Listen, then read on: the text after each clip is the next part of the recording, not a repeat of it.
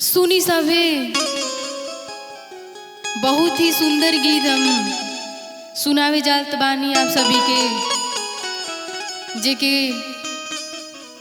एक गीत के गईले बाड़ी करीना दीदी और सबिता दीदी।